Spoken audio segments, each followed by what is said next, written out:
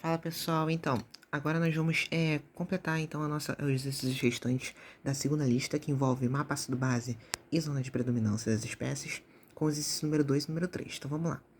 O que diz a questão número 2, que ficou faltando? O analista deseja preparar 20 ml de uma solução padrão contendo os sais KCN, ou seja, cianeto de potássio, nitrito de potássio e sulfeto de potássio. Os sais devem estar na solução padrão nas concentrações 3%, 5% e 6%. Então essa daqui são as concentrações finais da solução, ou seja, são as concentrações finais, respectivamente. No laboratório, havia soluções desses sais: 300 ml de KCN, 1 mol por litro, 200 ml de KNO2, 10%, e 500 ml de K2S, 5%, 0,5 mol por litro. Qual o procedimento analista para preparar a solução? Então vamos lá. Essa aqui é uma questão que nem envolve muito questão de mapa ácido base, zona de predominância. Essa questão envolve mais diluição, tá certo? Então, eu anotei aqui, aqui embaixo, resumido os dados, ou seja, a gente quer volume final de 20 ml, desse sai nessas concentrações aqui, e o que a gente tem no laboratório. Então, vamos começar a analisar cada um deles. Primeira coisa, vamos analisar primeiro para o cianeto de potássio. A gente tem ele 1 mol por litro. Uma solução dele é 1 mol por litro e 300 ml. Então, a primeira coisa que eu vou fazer, em 1 mol por litro, em 1 mol, eu tenho 1 litro, ou seja, eu tenho 1000 ml. Quero saber quanto que eu tenho em 300 ml. Qual é a quantidade dele, ou seja, o número de mols dele. Se eu fazer esse cálculo, multiplicando cruzado, eu vou achar que eu tenho 0,3 mols de KCN. Tá certo? Primeiro passo. Agora eu vou transformar a quantidade de mols para massa. Você já vai entender o porquê que eu tô querendo transformar para massa. Vamos lá. A gente sabe que 1 mol de KCN, eu calculei a massa molar dele, já de uma vez pra gente não gastar tempo, 65 gramas. Só que eu tenho 0,3 mols. Então, qual vai ser a massa correspondente dessa quantidade de mols?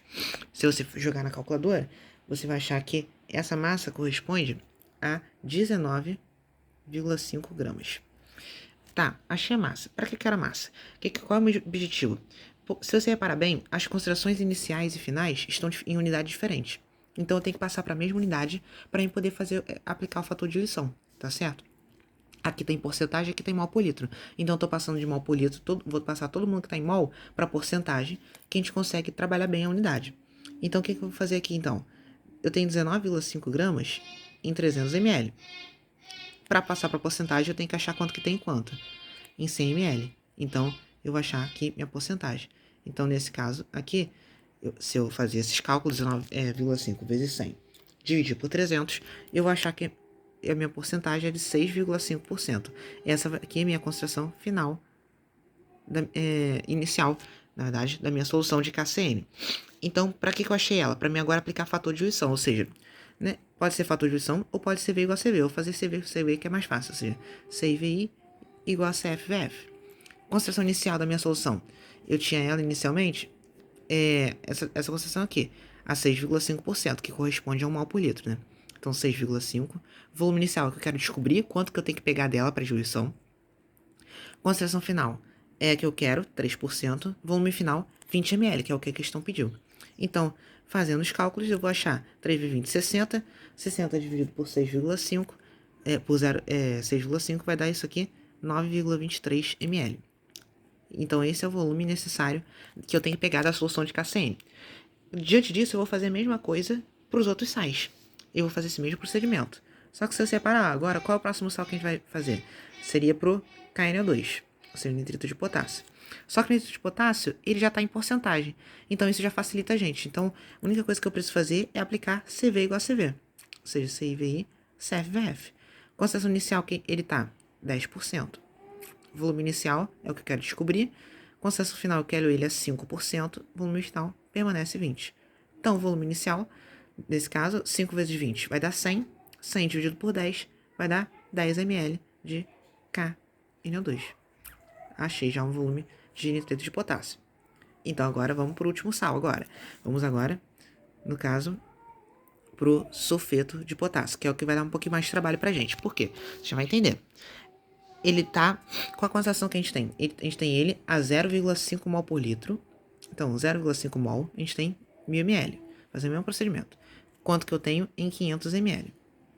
Vai ser justamente a metade, né?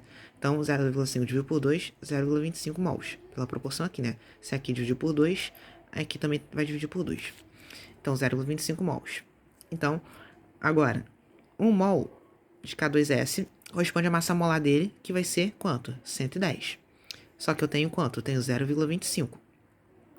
Qual vai ser a massa? Então, vou fazer esse cálculo. 0,25 vezes 110. Isso vai chegar pra gente o valor de 27,5 gramas. Ou melhor, 27 não, 2,75. Confundi aqui a casa decimal. 2,75 gramas. Agora, vamos passar para a porcentagem. Ou seja, tem 2,75 gramas em 500 ml. Porcentagem, ou seja, eu quero saber quanto que eu tenho em 100 ml. Então, eu acho minha concentração final aqui. Ou seja, minha concentração inicial, perdão. Que vai ser o nosso título, né? Fazendo essa multiplicação, 2,75 vezes 100 dividido por 500, eu vou achar minha concentração final 5,5%. Daí que vem meu problema. Por quê? Se você reparar, a minha concentração inicial, ela é menor do que a minha concentração final. Ou seja, eu tenho que minha concentração inicial é menor que a concentração final. A concentração inicial é essa daqui, 5,5%. E a concentração que eu quero ela a 6%. Então, o que acontece? É impossível, por diluição, eu conseguir uma solução nessa concentração. Então, o que eu vou ter que fazer? Eu não vou poder fazer uma diluição da solução que eu tenho no laboratório. Eu vou ter que preparar uma nova solução. Então, para isso, eu tenho que calcular qual é a massa necessária do sulfeto de potássio para mim poder fazer a solução. O que eu quero? Eu quero que o K2S esteja 6%. Então, eu tenho que 6 gramas em 100 ml. Só que a minha solução tem que ter quanto? Tem que ter 20 ml. Então, eu calculo qual é a massa correspondente aos 20 ml. Então, multiplicando cruzado vai dar 6 vezes 20. Vai dar 120. 120 dividido por 100. Isso aqui vai dar 1,2 gramas do sal K2S. Então, nesse caso, eu vou ter que pegar a massa do sal e dissolver ela mesmo numa solução para fazer uma nova solução. Tá certo? Então, agora, o que eu vou ter que fazer então? Eu vou ter que, agora preciso calcular o quê? Falta ainda eu saber qual é o volume de água que eu tenho que ter para mim avolumar essa solução. Então, o que eu faço? Volume inicial mais o volume de água tem que ser igual ao volume final, tá certo? Em diluição, a gente tem essa relação aqui que é válida. Volume inicial que eu tenho, mais a quantidade de água que eu adicionar, vai dar o volume final. O volume inicial vai ser o quê? Vai ser o volume que eu tenho, que eu vou pegar tanto do nitrito de potássio quanto do cianeto de potássio. Então, eu vou ter o volume de cianeto é 9,23, mais o volume de nitrito de potássio 10, isso mais volume de água, isso vai ser igual a 20 ml que eu tenho. Então, o que eu vou ter aqui? 9,23 mais 10 vai dar 19,23, mais volume de água, isso é igual a 20. Então, meu volume de água vai ser 20 menos 19,3, que vai dar 0,77 ml. Achei meu volume de água. Então, o que eu vou precisar para me preparar a solução? O que eu vou precisar colocar no recipiente? Pode ser um balão volumétrico, pode ser um beck, vai depender do que você está querendo trabalhar. O que eu vou precisar? Eu vou precisar de 9,23 ml de KCN, 10 ml de KNO2, 1,2 gramas de K2S e, além disso, 0,77 ml de água. Assim, a gente finaliza a questão número 2, tá certo? Então, é isso que é necessário para a gente poder preparar a minha solução. Agora, a gente vai fazer para finalizar a questão número 3, que também ficou faltando. A 3 dava um contexto, né? Tinha um contexto, um textinho antes, previamente, falando sobre mapa ácido base e tal. E ela dava no final esses valores aqui. Ele dava esses dados aqui, quais são esses ácidos, HCl, H3PO4, HF, NH4+, e CH3COH. Dava o valor do pK de cada um deles. E perguntava quais dessas reações aqui ocorriam e qual era o produto formado. Então, como que vai ser o passo pra gente dizer? Se ele deu pK pra gente, a primeira coisa que você tem que fazer é para prever uma reação, ou seja, isso aqui é uma questão de previsão de reação, que envolve a zona de predominância e o mapa ácido-base. Então, a gente vai ter que fazer o mapa dessas espécies. Ou seja, a gente vai ter que colocar aqui no mapa, já deixei ele preparado, previamente para a gente poder apenas preencher.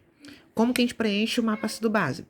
Primeira coisa, lembra da região 1? Primeira coisa, vem a região 1, região dos ácidos fortes. Então, qual é o único ácido forte que a gente tem aqui? A gente tem só HCl. Qual é a base conjugada do HCl? Nesse caso, desse lado de cá, a gente vai representar as bases. Né? A base conjugada basta eu representar sem o hidrogênio. Tem outro ácido forte? Não. Então, quem vem logo abaixo? Vem o H3 ou mais e água. Daí agora a gente vem para a região 2. Região 2 é a região onde tem os equilíbrios acontecendo, ou seja, a gente tem os pKs de cada um. E como que a gente monta? Lembra, a força dos ácidos aumenta de como? De baixo para cima, né? Aumenta de baixo para cima. Então, e quanto maior a força, menor o pKa. Então, a gente vai ordenar em ordem crescente de cima para baixo os pKs. Então, quem tem o menor pK aqui? O menor pK é 2,2 do H3PO4, então é ele que vai vir primeiro. Então já vem H3PO4. Qual é a base conjugada dele? Vai ser o H2PO4. É só tirar um hidrogênio, H2PO4 menos. Depois, quem vem o menor pK? HF. Base conjugada, fluoreto. Depois, a gente tem 4,8 CH3COH. E o ânion respectivo vai ser o acetato.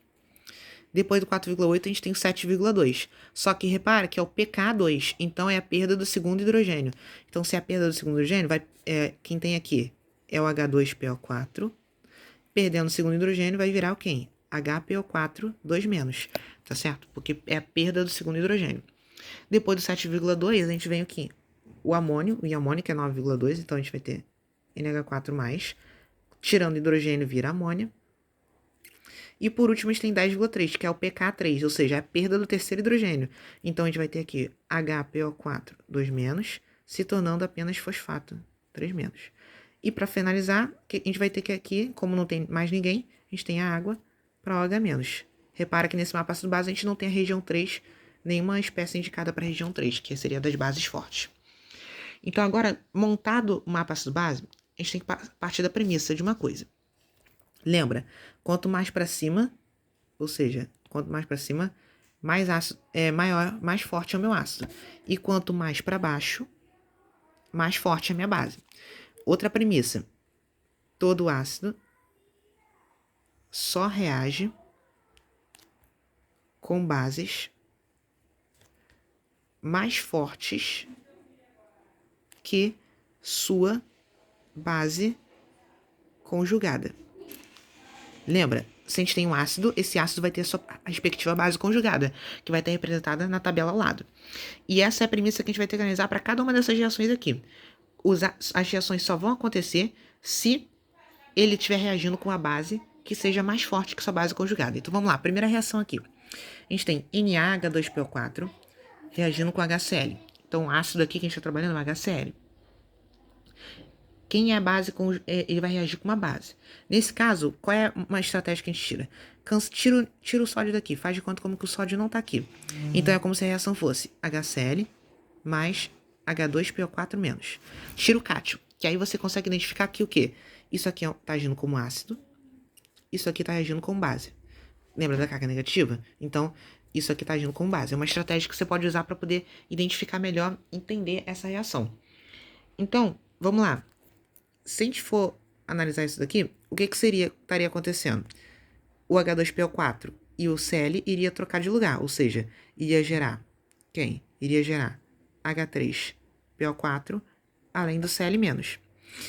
Só que isso acontece? Vamos lá. Quem é a base conjugada do ácido clorídrico? É essa daqui, ó. Base conjugada. É o cloreto.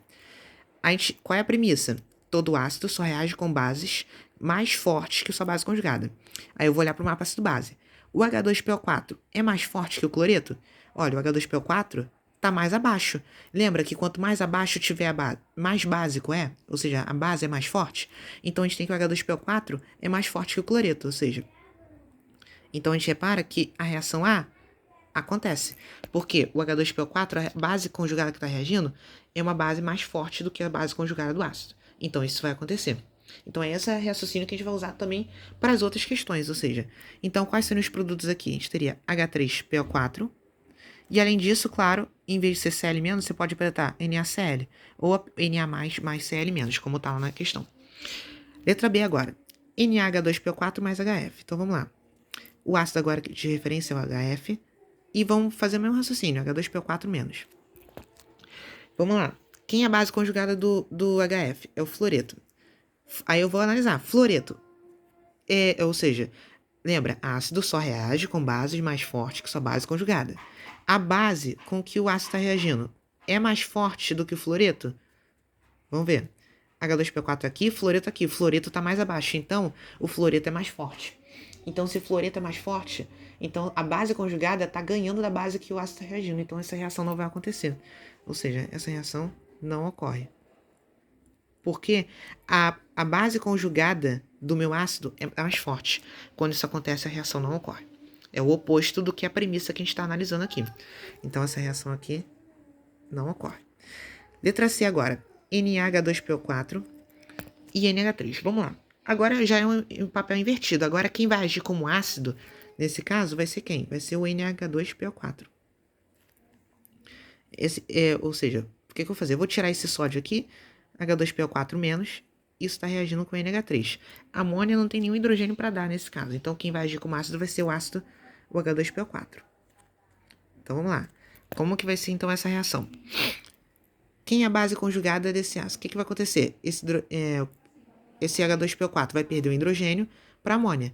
Então vai gerar o quê? NH4 mais e HPO4 2 menos. Essa aqui, então, é a minha base conjugada. Essa é a reação que está se processando, então. Agora eu pergunto, isso ocorre ou não ocorre? Vamos analisar. Quem é a base conjugada? HPO4 menos, está aqui. Ela é mais forte do que a amônia com quem está reagindo? Não. A gente repara que a base com que o ácido está reagindo, por estar mais abaixo, é mais forte do que com HPO4. Então a reação está se processando assim, ó. Você repara que, mais uma vez, a reação que ocorre está se processando assim, ó, nesse sentido, de cima para baixo. Então, sempre que ocorre assim, de um do lado esquerdo indo para baixo na direção do lado direito, você repara que essa reação ocorre. Diferentemente do caso B. No caso B, tinha o quê? HF reagindo com isso daqui, ó. Ou seja, a setinha subiu. Então, se a setinha subiu no mapa, então você pode fazer essa premissa como que essa reação não vai acontecer também. É uma coisa para você confirmar o seu raciocínio que você está tendo, se está certo ou não está. Então, uma dica aí que também pode ajudar você na hora da prova. Então, tá aí. Questão número C, então, vai ocorrer essa reação. Então, quais serão os produtos aqui, nesse caso? A gente vai ter NH4+, e além disso vai ter NaHPO4-, tá? Acabei passando aqui, mas não tem problema não, só estender aqui um pouco. Então, vamos lá. E a última reação, NH2PO4 mais NH4CH3COO. Então, vamos fazer a mesma coisa. Vamos tirar o sódio para a gente visualizar o nosso ácido ali no mapa ácido-base. E a gente tem ali NH4CH3COO. Então, o que a gente vai ter aqui? Aí eu te pergunto, quem é o ânion, afinal, aqui quem que tá trabalhando, agindo como ácido base? Nesse caso, quem tá agindo como ácido vai ser o H2PO4, porque o NH4CH3CO não tem nenhum hidrogênio para doar. Então, nesse caso, quem vai doar vai ser o H2PO4. Então, como que eu posso fazer? Eu tô doando hidrogênio para cá, então é como se eu virasse HPO4 menos NH4 CH3COH+, nesse caso, né? Porque está recebendo hidrogênio vai ficar positivo. Só que eu tenho que analisar se a meu ácido é mais forte, a minha base que está reagindo é mais forte, é mais fraca do que minha base conjugada. Então, como que eu vou analisar isso? CH3CO-. Essa é a minha base presente aqui, ó. CH3CO-. NH4 é um ácido, então não estou analisando ele, estou analisando o CH3CO. Então, o que eu vou analisar? O CH3CO-, ele é mais forte que a base conjugada que eu estou liberando? Não. O HPO4 menos, né? Faltou 2 menos aqui. Ele é mais forte. Se a minha base conjugada é mais forte, lembra? A reação não vai acontecer. Se eu reparar também, olha o que está acontecendo. Eu estou saindo daqui e estou subindo. Ou seja, repara que, mais uma vez, se a setinha está subindo, a minha reação não vai acontecer. Então, mais uma vez, a seta nos ajuda a identificar por que a reação não ocorre.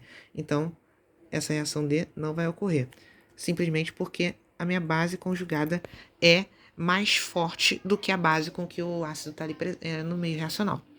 Então, é isso. Se ficou alguma dúvida, só deixa aí nos comentários que eu tiro sua dúvida. Mas, basicamente, se for pedir para justificar o porquê, é porque todo ácido só reage com bases que forem mais fortes sua base conjugada. O mesmo vale para o raciocínio inverso. Eu poderia resolver também pelo raciocínio oposto. Ou seja, toda base só reage com ácidos que forem mais fortes que seu ácido conjugado. Também é um outro raciocínio que você pode fazer essa mesma questão. Então, assim a gente finaliza essa lista. E até a próxima.